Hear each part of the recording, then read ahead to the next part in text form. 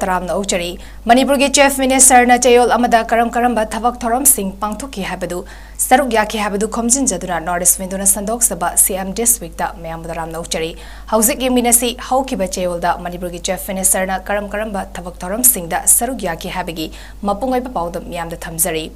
Haukiba February Kunmangada Sanaroi Singi Numit Lisingani Kunmari, Kuman Lampak Sports Complex ki Indoor Stadium da Chief Minister N. Birena Chief Guest Oiduna Pangtoki, Department of Youth Affairs and Sports na Sinduna Pangtoki ba Thoramadida, Youth Affairs and Sports Minister Govidas Konthausam, Manipur Handloom and Handicraft Development Corporation Limited ki Chairman K.H. Ibomsa, Marang AC ki MLA T.H. Santi, Wangkai AC ki MLA Thangsam Arun Kumar, Chief Secretary Dr. Vinit Joshi, YAS ki Director T. Fulen Meite, Veteran Sportsperson Singh Ko Singh, Athlete Singh, Asina Chingbakayana Saruyaki. Thoramadugi Manung Chana Chief Minister N. Birena, Mr. MAIBAM Sports Digital Experience Center Ama, Kuman Lampak Sports Complex da Sangaki, Thoramaduda Wangang Bada Chief Minister na Gujarat Amasung Gawada Pangtokiba, Kuntra Taruk Amasung Kuntra Taret Suba, National Games da Gold Medal Lorakiba, Sanaroi Singh da Lengakitabak Amawam Piragani Haina Lautoki, Loidena China gi Hangzhou da Pangtokiba Taramapan Suba Asian Games da Usuda Silver Medal Fanglakiba, Naurem Rosibinabu Manipur Police ki Deputy Superintendent of Police Oina Lautoki. Sanaroi Singh Numit Katanatana, Nasi Namichida Equina, Anuba, Makulgi, Iba Sanaroi Sinda, Anuba Inot, Anuba Technology, Anuba Gyan, Pinanaba, Naiduna, Sangal, Nasiki, Poche, Samsunga, I queen a Canara Makuleda.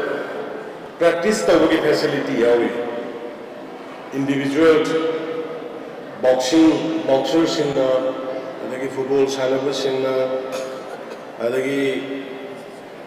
polo syllabus in the Magi practice to Geneva Madugi what we are India is in a hundred not that India sports kilam the city Samsungi Hagi business in a hundred. Masjid no enough for say Pujarani. Pujarani ki photo yaani tak amna batana Pujarani ki na idhe drama ki aisi mein koi khangane koi tak amna batana koi khangane adu ki portuma adu ka loina ai koi ki puari ka sago narapa ancient games kaw bhi dorba ai koi na se bunga kangse yubi lakki loina masjid adu even football की लाइनों में से field हुई है national में field ये है यार अपने मतलब तो players इसमें ना attack तो वो काम इसमें तो नहीं counter attack लापा का ना number नंबर सिलाई के तो नहीं सिलाई के तो नहीं ऐसे तक तक तक ताप यार even hockey की अदु मक्खल की यार sophisticated हुए अदु की पोषक तो नहीं से अपने संघर्ष अदु ना कोई Sanaroi Singh international level दा national level दा state level दा Saruk Yagado be Isilino, Isasina, Masina Sanaganda, Masina Sanaga, possessing a Sanaga. Practice of Madugi Kari, the Wood have the expression company, Maduga Tauragana, practice center as well as Noviasbi, Mapamamani. Haukiba February Kunipandagi Taranitoi Suba Manipur Legislative Assembly ki Manga Suba Mifam Governor Anusaya Wikena House to address Biduna Haudoki Governor Namahaki address Biraba Matunda Health Social Welfare Amadi IPR Minister Dr. Stapam Ranjana motion of thanks Bukhatki Haudokpa Namita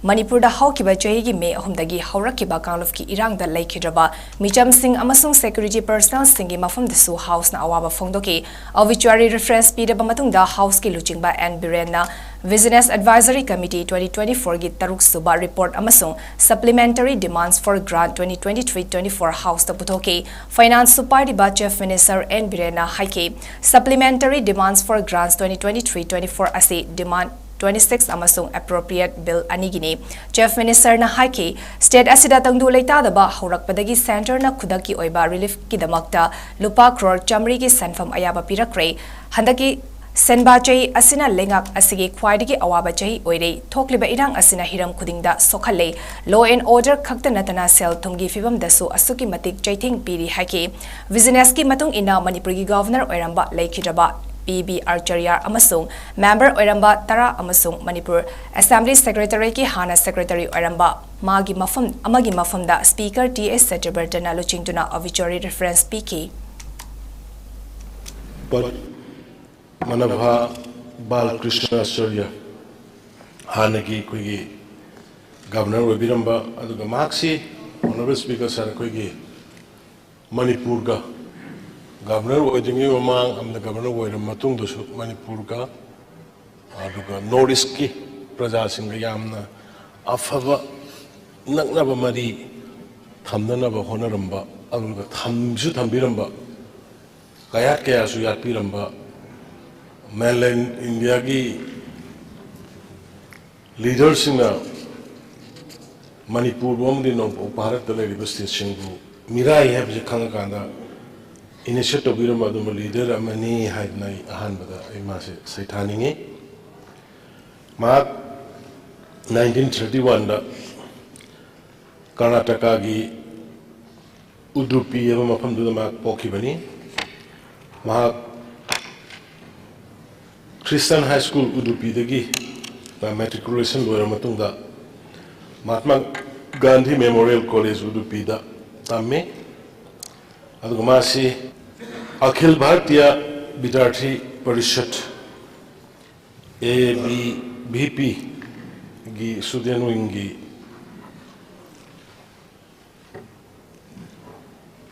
associate toba aduga mission kamasuni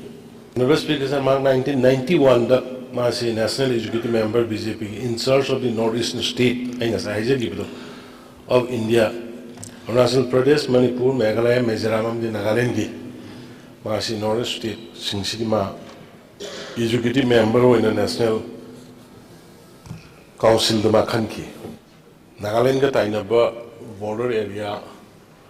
the Gi Oiba. Aduga Manipur gi apunbagi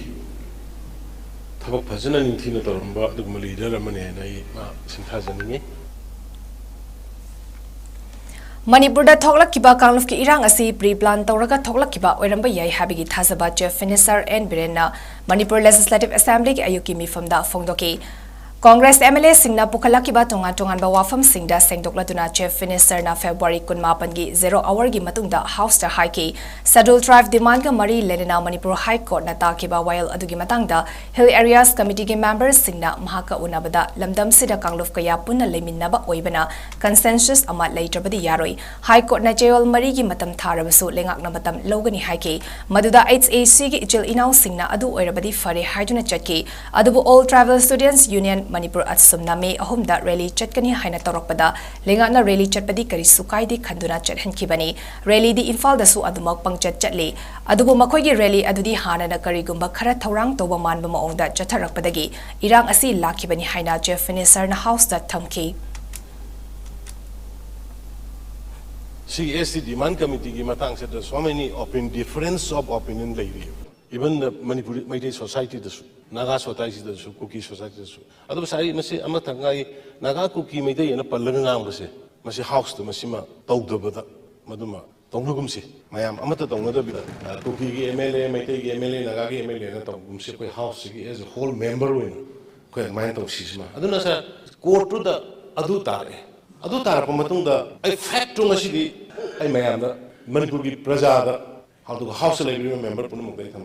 Honorable Member Singh Hill Areas Committee Lai Court order hit over High before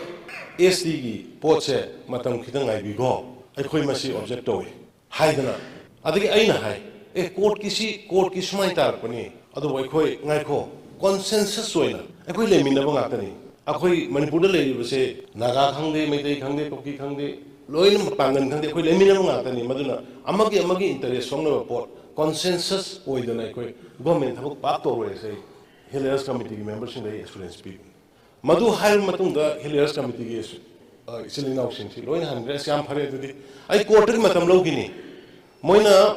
sayur mari haira gusu अदुगी Manu अखोई court फजन चलग अखोई मतम लौगिनी सिदी दिसपुर लेबे area नि मसिगी area से अखोई खननबी मतम पिउ हाइगिनी हाइबदगी हिलियर्स कमिटी के मेंबर पुन महाराउना फरे फरे सा अदुदी न हनग्रबनी in the mean time all tribal student union Manipur न रैली मसकनी है हायर कोनिसा ऑल ट्राइबल स्टूडेंट यूनियन की रैली से कोई इंफाल दोसे तुम चले एम सुगी चली सात्रमयम चली मेरा पर चली तो दुना अदगी अदुगी दु करी की रैली न समा सॉलिडरिटी रैली नि हाइबतो ए अदुदी आई खरा लीडरशिप खरा फाउनै अमा फाउन कान ए सुमना हाइबा सेल ट्राइब डिमांड कमिटी ने कोन तारै बुदुगी मायोक्ता अखोई यानिंग बो फोंगो पगी सम रैली